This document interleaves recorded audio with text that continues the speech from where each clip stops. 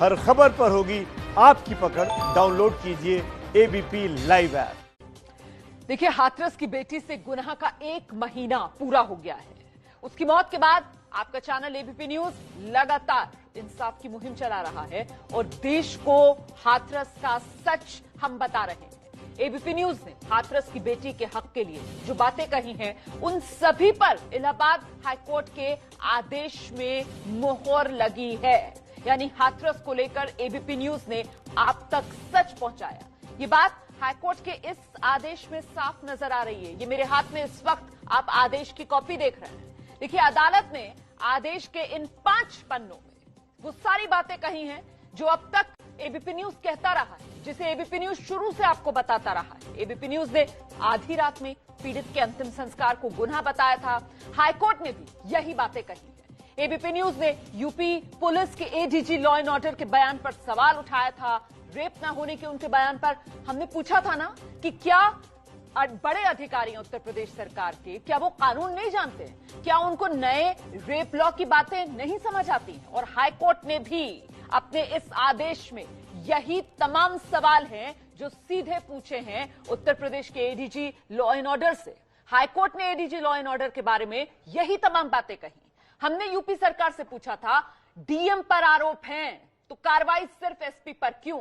High court ने UP सरकार के गृह सचिव अवनीश अवस्थी से यही सवाल पूछा, डीएम पर कार्रवाई क्यों नहीं?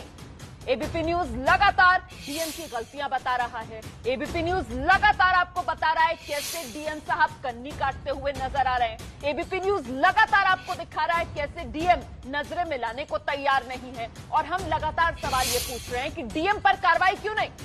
यही सवाल हाईकोर्ट ने पूछा है।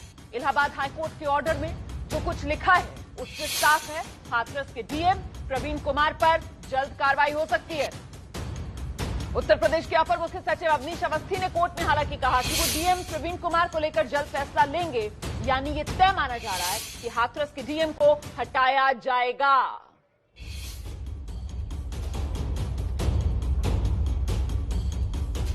हाथरस केस में हाईकोर्ट ने सबसे ज्यादा फटकार डीएम को ही लगाई है। रात के वक्त पीड़ित के अंतिम संस्कार से लेकर अंत्येष्टि के दौरान एक सफेद कैन के इस्तेमाल को लेकर हाईकोर्ट ने डीएम से सवाल पूछा। हाईकोर्ट ने डीएम पर क्या कहा, जरा ये सुन लीजिए आप।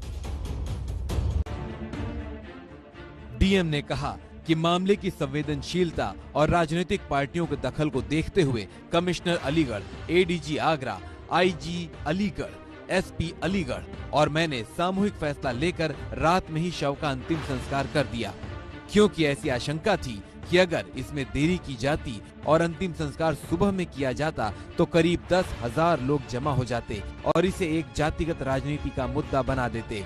डीएम ने बताया कि अंतिम संस्कार पूरे रीति रिवाज के साथ किया गया। इसमें केरोसिन के इस्तेमाल की जो बात कही जा रही है वो गलत है। कुछ वीडियो में जो कैन दिख रहे हैं संभवतः उनमें गंगा जल था। डीएम प्रवीण कुमार ने इस बात पर जोर देकर कहा कि रात में अंतिम संस्कार का फैसला लेने के लिए उन्हें ऊपर या लखनऊ से कोई निर्देश नहीं दिए गए थे। साथ ही उन्होंने ये भी कहा कि उन्हें इस बात की कोई जानकारी नहीं है कि सरकार द्वारा इस बारे में वरिष्ठ अधिकारी जो इस सामूहिक फैसले में शामिल थे उन्हें किसी तरह का कोई निर्देश दिया गया हो। मसलन कमिश्नर अलीगढ़, एडीजी आगरा और आईजी अलीगढ़। हालांकि डीएम प्रवीण कुमार अभी तक हमें संतुष्ट नहीं कर पाए हैं कि पीड़ित का अंतिम संस्कार करते वक्त रीति रिवाज और परिवार की परंपराओं का पालन किया गया।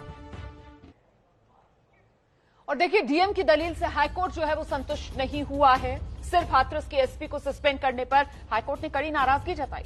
हाईकोर्ट ने यूपी सरकार के अपर मुख्य सचिव अवनीश अवस्थी से पूछा कि डीएम को सस्पेंड क्यों नहीं किया गया। ये डिटेल्ड ऑर्डर, हाईकोर्ट में जो कुछ हुआ उसका पूरा ब्यौरा जो सिलसिलेवार तरीके से हम आपके सामने रखें। हमने खास तौर से अवनीश अवस्थी से पूछा कि जैसा हाथरस के डीएम ने बताया कि रात में पीड़ित के अंतिम संस्कार का फैसला सामूहिक तौर पर लिया गया था, तो सिर्फ एसपी क्यों निलंबित किए गए, जबकि डीएम अभी तक अपने पद पर बने हुए हैं और हाथरस में काम कर रहे हैं। अवनीश अवस्थी ने बताया कि एसआईटी की पहली रिपोर्ट में एसपी को दोषी पाया गया। ये पूछने पर कि एसआईटी की जांच के दायरे में डीएम बाहर क्यों थे और क्या डीएम की भूमिका एसआईटी के लिए जांच का विषय नहीं थी, तो अवनीश अवस्थी ने बताया कि ऐसा नहीं था। इस बारे में अवनीश अवस्थी ने कोई संतोषजनक जवाब नहीं दिया कि दोनों अधिकारियों के साथ अलग अलग रवैया क्यों अपनाया गया। उसके बाद अदालत ने अवनीश अवस्थी से पूछा कि जब केस की जांच चल रही है और इसमें डीएम की भूमिका है, उसके बावजूद क्या ये उचित है कि डीएम को हाथरस में बने रहने देना चाहिए। अवनीश अवस्थी ने बताया कि सरकार इस मामले को देखेगी और फैसला करेगी। तो देखिए, हाईकोर्ट का ये जो ऑर्डर है, इसका लब्बो-लुबाब यही डीएम को लेकर कि भाई हाथरस के डीएम पर कार्रवाई क्यों नहीं, भाई हाथरस प्रवीण कुमार की गलती दिखती क्यों नहीं है। अच्छा, सिर्फ डीएम ही नहीं बल्कि हाथरस केस को लेकर उत्तर प्रदेश के एडीजी लॉ एंड ऑर्डर हैं प्रशांत कुमार, उन्होंने आपको याद है ना, कहा था कि लैब की रिपोर्ट से खुलासा हुआ है कि रेप नहीं हुआ क्योंकि सीमन नहीं मिला है। उनकी इसी दलील पर हमने एबीपी न्यूज पर सवाल उठाए थे और अब बिल्कुल वही हूबहू वही सवाल हाईकोर्ट भी पूछ रहा है ADG law and order Prashant Kumar से। हमने प्रशांत कुमार से पूछा कि क्या ये सही है कि जांच से जो सीधे नहीं जुड़ा है वो उन सबूतों पर बात करे जो अपराध से जुड़े हुए हैं। खास तौर पर अगर ये अपराध बलात्कार का हो तो कैसे ऐसे निष्कर्ष पर पहुंचा जाए कि अपराध हुआ है या नहीं, वो भी तब जब जांच चल रही हो और वो शख्स जांच का हिस्सा ही नहीं है। एडीजी प्रशांत कुमार इस बात पर सहमत हुए कि ऐसा नहीं होना चाहिए। हमने प्रशांत कुमार से ये भी पूछा कि साल 2013 के बाद बलात्कार को लेकर कानून में जो बदलाव हुए हैं, क्या वो उन्हें पता है। हमने पूछा कि फॉरेंसिक जांच के दौरान सीमन का नहीं मिलना एक तथ्य हो सकता है, लेकिन वहां अगर दूसरे सबूत भी हैं तो इससे ये नहीं कहा जा सकता कि बलात्कार हुआ है या नहीं। प्रशांत कुमार ने कहा कि उन्हें इस बात की जानकारी है। हमने ये सवाल प्रशांत कुमार के सामने इसलिए रखा क्योंकि वो ऐसा कह रहे हैं कि कुछ अधिकारी, जिनमें एडीजी प्रशांत कुमार और डीएम प्रवीण कुमार ने फॉरेंसिक लैब की रिपोर्ट पर सार्वजनिक टिप्पणी की, वो भी तब जब जांच चल रही है और वो इससे सीधे तौर पर जुड़े नहीं हैं। और आइए आपको सीधे अब हाथरस लेकर चलते हैं। मेरे साथ मेरे सहयोगी प्रतिमा मिश्रा। जी हां, वही प्रतिमा मिश्रा जिन्होंने अपनी रिपोर्टिंग के जरिए जो हाथरस की पीड़ित लड़की है उसे इंसाफ दिलाने की मुहिम को धार दी। वही प्रतिमा मिश्रा जिन्होंने हाथरस कांड में पीड़ित परिवार के साथ प्रशासन की तरफ से क्या कुछ ज्यादतियां हो रही हैं उसका सच देश के सामने रखा।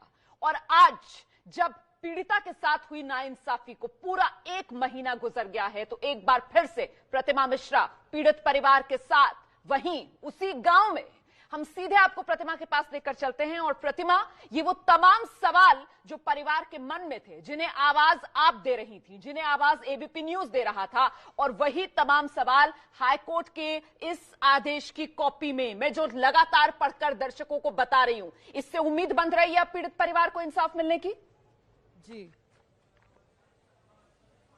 रोमाना, मैं पूरे यकीन के साथ कह सकती हूँ कि हाईकोर्ट की तरफ से जो लखनऊ पीठ ने कल जो कुछ भी कहा है, मुझे लगता है उसके बाद जो संतोष है परिवार के चेहरे पर साफ देखा जा सकता है।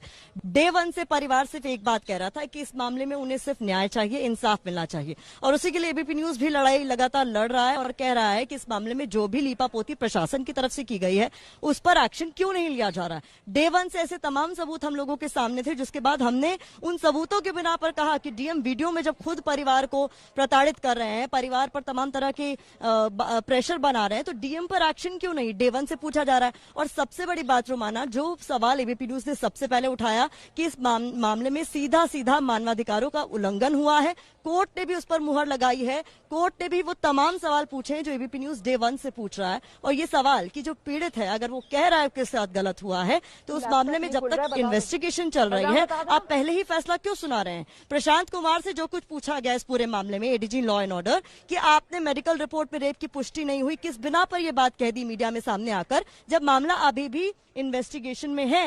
ये तमाम सवाल हैं जो पूछे गए और उसके बाद ये साफ हो गया है कि इस मामले में एबीपी न्यूज जिस मुहिम के साथ शुरुआत से पीड़ित परिवार के साथ खड़ा है उसको हाईकोर्ट की मोहर लग गई है। इस मामले में अगली सुनवाई जब होगी क्या कुछ होता है देखना होगा, लेकिन ये साफ था कि हाईकोर्ट ने जो तमाम सवाल पूछे उसका जवाब नहीं था, या जो जवाब था वो इतना गोलमोल था कि किसी के हलक से नीचे नहीं उतर रहा था। पीड़ित परिवार भी हमारे साथ मौजूद है, माँ की तबीयत थोड़ी सी नासाज है, हम कोशिश करेंगे उनको बीच में जोड़ें क्योंकि आज का दिन परिवार के लिए बहुत भावुक दिन भी है रोमाना। जैसा कि आप जानती हैं 14 तारीख जब बिटिया के साथ वो बलात्कार हुआ और 14 तारीख आज है, लगभग 1 महीना हो चुका है। भाई हैं, भाभी हैं, छोटे भाई हैं, पिता हैं, ये वो तमाम लोग हैं जो लखनऊ गए थे, माँ भी साथ में गई थी। आप लोग जब लखनऊ जा रहे थे यहाँ से, पहले तो जिस दिन जाना था उस दिन जा नहीं पाए, फिर अगले दिन जाना हुआ, तो मन में क्या था जब यहाँ से निकल? मन में सर यही शंका लग रही थी कि पता नहीं अगर जाते समय कोई हमारे साथ कोई दुर्घटना न हो जाए, कोई हमारे पास कोई मतलब कि कोई अलग तरीका से प्रभाव न कर सके। तो हमें ये धक लग रहा था जब हम पहुंच चुके हैं वहाँ पर, जब जाके थोड़ी तसल्ली हुई है कि हाँ, मतलब यहाँ से रास्ते में भी आपको डर सता रहा था कुछ न कुछ? हमें कि कोई हमारे साथ कोई दुर्घटना नहीं कर दिए। पर हमारे साथ जो गाड़ी चल रही थी हमें और मीडिया चल रही थी, हमें संतुष्ट था कि चलो हमारे साथ मीडिया भी चल रही है। और जब वहाँ पहुंच चुके हैं उसके बाद जब कोर्ट में गए और जो उनकी सुनवाई हुई हमारी तरफ से, तो हमें थोड़ा सुकून हुआ कि वहाँ पे जाने के बाद क्या हुआ? सबसे पहले आप लोग अंदर गए, कौन कौन था वहाँ पर? कोई जाने पहचाने चेहरे जिनको आपने देख के पहचान लिया हो कि ये तो हमसे मिलने भी आए थे, इनको हम जानते हैं? जी, कोर्ट में तो खाली वो डीएम साहब थे, हमारी पहचान में थे जो बैठे साइड में, और तो कोई और हमारे साथ जो सीमा खुशबा थी हमारे वकील वो थी जी। तो जब आप लोग अंदर गए तो क्या आपसे कुछ पूछा गया? जो वहाँ पर जज बैठे थे उन्होंने आपसे कुछ पूछा? नहीं, उन्होंने जो हमारे जो क्रिमिनेशन के बारे में जो बात थी उन्हीं की बात के हमसे पूछा कि आगे आपके साथ जो आपकी रजामंदगी से हुआ है, आपके साथ जो बता रहे हैं कि जो आपकी डेड बॉडी की आपको सपूर्द नहीं करी गई, ये सब पूछा था। मैं बता देगा कि हमारे हाथ में नहीं थी डेड बॉडी, ना ही चेहरा दिखाया गया, ना ही जो क्रिमिनेशन की हुआ इसके हमारे कोई इसमें वो नहीं है, मतलब हमें जिम्मेदार हमको उसने लिया नहीं गया। और आपने बताया कि अंतिम संस्कार आप करना चाहते थे और नहीं करने। मैंने ये भी मुझे पता चला है कि आप लोग वहां जाने के बाद इतने आहत थे क्योंकि 1 महीने से आप लगातार टीवी चैनल्स को, अलग अलग प्लेटफॉर्म को ये बता ही रहे हैं कि क्या हुआ क्या हुआ क्या हुआ। फिर जब कोर्ट में बोलना पड़ा तो शायद पिता ने कुछ नहीं बोला, नहीं बोल पाए उस वक्त, तो आप लोगों ने फिर क्या कुछ बताया वहां? हमने तो यही बताया था कि पूछ रहे थे कि आप लोगों को कैसे पता चला डेड बॉडी, या आप डेड बॉडी के साथ आए थे दिल्ली से। हम लोगों ने वही बताया कि हम लोगों को तो पता ही नहीं चला कि डेड बॉडी है कहाँ पर, हमें तो वहाँ पर दिल्ली में गुमराह कर दिया। तो यहाँ घर तक भी आए तो घर तक भी नहीं देखने को मिली लास्ट बार भी। तो यही कह रहे थे और कुछ कहना चाहते हो आप? हमने बोला कि हमें तो कुछ नहीं चाहिए, हमें तो इंसाफ चाहिए। डीएम साहब ने क्या कोर्ट के अंदर भी वही सारी बातें बोली जो लगातार कह रहे हैं कि नहीं परिवार की रजामंदी से ही अंतिम संस्कार हुआ? हाँ, वो बोल रहे थे कि परिवार की रजामंदी से हमने कहा कि अंतिम संस्कार किया, पर नहीं, हम लोगों ने कहाँ कहा कि अंतिम संस्कार, हमें तो बेटी का मुख भी नहीं देखने दिया। और बोल रहे थे कि वो कट्टी नाई थी, वो में गंगा जल है, और वो गंगा जल ना है, वो यानी क्या चीज थे, वो बेटी को उन लोगों ने जला दिया। तो अपनी वो बोल रहे थे डीएम साहब, बहुत देर शांत भी रहे आए, बोलो उनसे मतलब। जब आप लोगों से पूरी बात पूछ ली गई, जब प्रशासन अपनी तरफ से तब सब तमाम चीजें कह रहा था, आपने सुनी होंगी जो भी कहा जा रहा था, कोर्ट का जो रवैया था इस पूरे मामले में, जिस तरीके से उन्होंने सवाल पूछे, आप लोगों को लगता है कि न्याय की उम्मीद इससे बंद जाती है या तेज हो जाती है? जी हाँ, उन्होंने थोड़ी डांट फटकार लगी क्योंकि वो तो पूरे इंग्लिश टू इंग्लिश बात कर रहे थे। तो हमारे को सामने जो कुछ बातें थी हिंदी में कर रहे थे, कुछ बातें बता रहे थे वो डीएम साहब को कि अगर ये बताकर ये पीड़ित परिवार अगर ठीक ठाक परिवार से होता तो क्या आपकी हिम्मत थी कि इसकी उनके जो डेड बॉडी को आप जला सकते थे? तो चुप पड़ गए। अच्छा, इस सवाल का जवाब नहीं दे पाए? नहीं, वो नहीं दे पाए। ये सवाल पूछा किससे गया था? जी, डीएम साहब से पूछा गया था। डीएम साहब से। जी।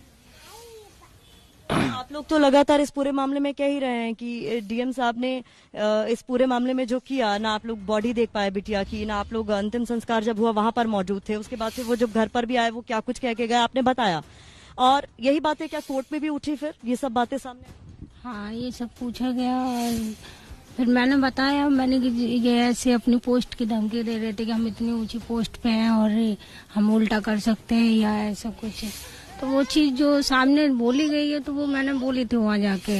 एक बात उन्होंने बोला, अगर कोरोना से लड़की मर जाती तो क्या मुआवजा मिल जाता? ये बात आपने कोर्ट में बताई? मैंने बोला इस चीज को।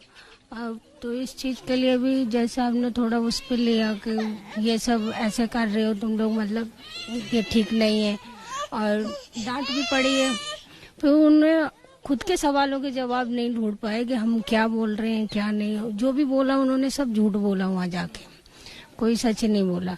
नहीं, बॉडी में लगाई गई थी, वहाँ पे दादाजी थे, दादाजी हमारे थे ही नहीं। और फूल माला क्या बोलो? हाँ, बोले कि वो फूल माला चढ़ाई है और गंगा जल वहाँ क्या कहते डाला है, तो वहाँ हम लोगों को पता ही नहीं है कि क्या कहते वहाँ क्या फूल माला चढ़ाई है। किसकी तरफ से कहा गया फूल माला वहाँ पर चढ़ाई गई? वो डीएम साहब बोल रहे थे। और हम लोगों को तो ये भी नहीं पता है कि वो मेरी बेटी की क्या कहते वो बॉडी थी या क्या कहते किसी और की, ये भी तो हम लोगों को नहीं पता है। क्योंकि आप लोग उस एम्बुलेंस में नहीं थे जिसमें बिटिया को लाए? नहीं, हम लोग उसमें एम्बुलेंस में नहीं थे। तो इस पूरे मामले में चूंकि आपके वकील सीमा जी भी वहां पर गई हुई थी, उन्होंने मीडिया में हालांकि आके बहुत सारी बातें बताई। सीमा जी ने भी आपको बताया होगा कि क्या कुछ हुआ है और किस तरीके से इस पूरे मामले में जो है वो कोर्ट ने कड़ा रुख अख्तियार किया है। बहुत सारे सवाल ऐसे पूछे प्रशासन से जिसका जवाब उनसे देते नहीं। हाँ बिल्कुल। क्या कुछ बताया? हम जैसे वहाँ से निकले थे तो हमारी ज्यादा बात नहीं हो पाई उनसे, तो हम लोग आ गए फिर घर पे। उन्होंने फिर जो भी मीडिया से बोला उनसे बोला। अच्छा, इस मामले में सीबीआई की इन्वेस्टिगेशन भी चल रही है, तो कल पूरा दिन सीबीआई का काम चलता रहा। आप लोगों का खेत में भी जाना हुआ, रिक्रिएशन की जगह पर भी जाना हुआ। इस पर भी हम आपसे आगे बात करेंगे। रोमाना, जैसा कि आप सुन रही हैं कि परिवार साफ तौर पर कह रहा है कि बहुत सारी कॉन्वर्सेशन प्रशासन और जजेस के बीच में इंग्लिश में हो रही थी, लेकिन जो हाव भाव था प्रशासन का वो साफ बता रहा था कि कहीं ना कहीं उनके अंदर वो सकबगाहट थी, उस बात का डर था कि हाँ, जो पूछ रहे थे जवाब देते नहीं बन रहा था। रोमाना, देखिए, सबसे अच्छी बात यही है कि कम से कम परिवार के मन में अब ये विश्वास जाग रहा है कि इंसाफ उनको मिलेगा न्याय के मंदिर से। आप रहिए हमारे साथ। रक्षित सिंह, रणबीर हमारे साथ बने हुए हैं और साथ ही खास मेहमान AK जैन साहब, उत्तर प्रदेश के पूर्व DGP भी इस चर्चा में हमारे साथ जुड़ेंगे। तो देखिए, हाथरस की बेटी को इंसाफ दिलाने के लिए ABP न्यूज लगातार मुहिम चला रहा है और देश को हाथरस का सच भी बता रहा है। ABP न्यूज ने हाथरस की बेटी के हक के लिए जो तमाम बातें कही हैं, उन सभी पर इलाहाबाद हाई कोर्ट के आदेश से एक तरीके से मोहर लगी। यानी हाथरस को लेकर ABP न्यूज ने आप तक सिर्फ और सिर्फ सच पहुंचाया, ये हाई कोर्ट के आदेश की कॉपी यही कह रही है। और इस बीच बड़ी खबर ये सामने निकल कर आ रही है कि सीबीआई जो हाथरस की बेटी को इंसाफ दिलाने के लिए कल से एक्शन में है, कल क्राइम सीन पर पहुंची थी, मतलब मौका वारदात पर पीड़ित परिवार से मुलाकात की थी, अब आज आरोपियों से सीबीआई पूछताछ कर सकती है। जरूरत पड़ने पर रिमांड पर लिया जा सकता है इन आरोपियों को, और साथ ही साथ हाथरस, अलीगढ़ के डॉक्टर्स से भी सीबीआई पूछताछ करेगी। हम सीधे आपको लिए चलते हैं, मेरे साथ मेरे सहयोगी ओम प्रकाश तिवारी इस बड़ी खबर पर मौजूद है। ओम प्रकाश, क्या जानकारी मिल रही है, कितनी संभावना जताई जा रही है रिमांड पर लेकर पूछताछ की? देखिए रोमाना, मैं आपको बता दूं कि सीबीआई की टीम, सीबीआई गाजियाबाद की टीम ने अपना एक कैंप ऑफिस फिलहाल हाथरस में खोला हुआ है और ये टीम इस मामले में जो पकड़े गए चारों आरोपी हैं उनसे पहले जेल में जाकर पूछताछ करेगी। सीबीआई सूत्रों के मुताबिक जेल में पूछताछ के दौरान यदि सीबीआई को ऐसा लगता है कि ये लोग कोई फैक्ट छुपाने की कोशिश कर रहे हैं या जरूरत महसूस होती है सीबीआई को, तो इन चारों को रिमांड पर लेकर भी पूछताछ की जाएगी। सबसे अहम बात यह है कि सीबीआई इस मामले में उन डॉक्टरों से पूछताछ करेगी जिन्होंने हाथरस की बेटी का शुरुआती दौर में इलाज किया था, जिसमें हाथरस और अलीगढ़ के डॉक्टर शामिल हैं। इन डॉक्टरों से वो तमाम सवाल किए जाएंगे कि आखिर इलाज में देरी क्यों हुई और शुरुआती दौर में रेप या गैंग रेप से संबंधित क्या लक्षण उन्हें मिले थे। फिलहाल सीबीआई की टीम अपनी योजना के मुताबिक जेल में और डॉक्टरों से एक साथ पूछताछ कर सकती है। रोमाना, बहुत बहुत धन्यवाद ओम प्रकाश इस तमाम जानकारी के लिए। अब सीधे आपको लेकर चलते हैं, रक्षित भी हमारे साथ मौजूद है। रक्षित, इस बीच हमने ये भी देखा कि कैसे हाथरस के इस गांव में और आसपास के गांव में लगातार जो आरोपी पक्ष हैं उनकी तरफ से पंचायतें की गई। क्या आरोपी पक्ष जो बाहर इस तरीके से समर्थन में आरोपियों की मुहिम चला रहे हैं, उनसे भी सीबीआई किसी तरीके की पूछताछ कर सकती है क्या? बिल्कुल रोमाना, देखिए जाहिर सी बात है कि इस हाथरस कांड में एक बड़ा जो पहलू है वो आरोपियों के परिवारों की तरफ से और आसपास के गांव वालों की तरफ से निकल के आया है। तो जाहिर सी बात है कि सीबीआई इस पूरे मामले की जांच करने के लिए आरोपियों से, न सिर्फ आरोपियों से, उनके परिवारों से, बल्कि आसपास के गांव के लोगों से भी पूछताछ कर सकती है। और अगर सीबीआई की हाथरस में हलचल की मैं बात करूं तो तस्वीरों में देखिए, यही वो दफ्तर है उप कृषि निदेशक हाथरस का, जिसको सीबीआई ने अपने कैंप ऑफिस के रूप में तब्दील कर लिया है। और यहाँ पर अभी फॉरेंसिक टीम से जुड़े हुए कुछ जो लोग हैं वो भी यहाँ पर पहुंच चुके हैं। इसके अलावा सीबीआई के जो वरिष्ठ अधिकारी हैं वो अभी इस दफ्तर में नहीं पहुंचे हैं। और यही वो दफ्तर है जहां पर पीड़िता के भाई से कल तकरीबन 3.5 घंटे के आसपास या 3.5 घंटे से भी ज्यादा का जो वक्त है पीड़िता के भाई ने यहीं पर बिताया था, जिसमें उससे पूछताछ हुई थी। इसके अलावा तमाम जो फॉरेंसिक एविडेंसेस हैं जो सीबीआई ने कलेक्ट किए हैं, उन तमाम फॉरेंसिक एविडेंसेस पर उसके पीड़िता के भाई के सिग्नेचर लिए गए, जिसके बाद में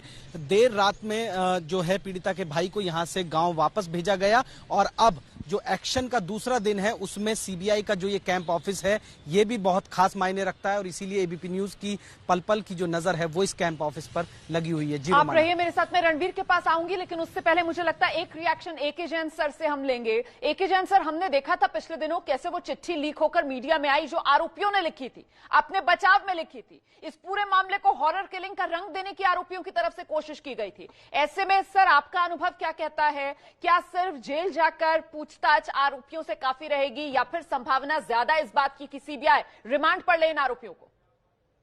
नहीं, रिमांड पे जरूर लेगी। ये तो एक पहली दौर है पूछताछ का, जिसमें जेल में जाके बयान लेंगे। उसके बाद अभियुक्तों के बयान लिखे जाएंगे कि मौके पे ले जाकर उनको देखा जाएगा कि किसकी लोकेशन कहां पर थी, कौन कहां था। जो भी उनकी प्ली है, जो भी उनका बचाव है अपने पक्ष में, वो कहेंगे हम यहाँ थे, हम वहां नहीं थे, हम फला जगह थे। जहां भी वो बताएंगे वहां की भी लोकेशन पर जो गवाह मिलते हैं इंडिपेंडेंट, उनकी भी गवाही ली जाएगी कि उनकी लोकेशन कहाँ थी। उनके कॉल रिकॉर्ड्स भी चेक किए जाएंगे। ये तो अभी प्रिलिमिनरी फेज है, इसमें तो अभी कई महीने इन्वेस्टिगेशन चलेगा और सब चीजें निकलकर सामने आएंगी। बड़ी जानकारी सर आप दे रहे हैं यहां पर अपने अनुभव के आधार पर। अब हम रणवीर का रुख कर लेते हैं। जिस तरीके से इलाहाबाद हाईकोर्ट में सुनवाई हुई है लखनऊ बेंच में, उस पर करीब से रणवीर ने नजर बनाई हुई थी। और रणवीर, इसमें जिस तरीके के सवाल एबीपी न्यूज पूछ रहा था, बिल्कुल उसी अंदाज में सवाल जो माननीय हाईकोर्ट की तरफ से भी पूछे गए। सबसे महत्वपूर्ण हो जाता है डीएम को लेकर जो सवाल यहां पर हाईकोर्ट की तरफ से उठाए गए कि साहब डीएम पर कार्रवाई क्यों नहीं, डीएम प्रवीण की गलती क्यों नहीं दिखती है आपको, और वो भी तब जबकि तमाम तरीके के वीडियोज तक मौजूद है जिसमें परिवार को डराते हुए, धमकाते हुए, मतलब एक तरफ तो लड़की का अंतिम संस्कार कहें उसे या फूंक देना कहें, आधी रात में कर दिया गया, और फिर परिवार को डराते धमकाते वो वीडियोस डीएम साहब के।